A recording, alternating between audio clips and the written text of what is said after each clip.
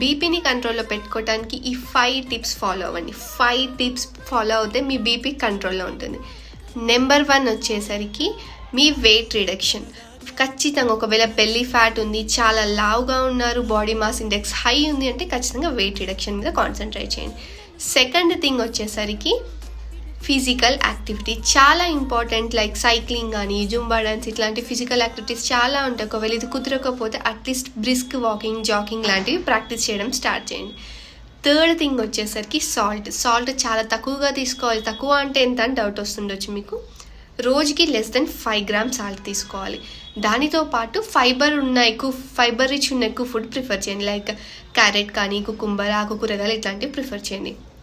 Fourth thing వచ్చేసరికి smoking, alcohol అట్లాంటి habits ఏమైనా ఉంటే ఆపేసేయండి. ఫిఫ్త్ థింగ్ చాలా important. Once 40 years age cross అయ్యారంటే డైలీ మీ బీపీ ఎంత వస్తుందనేది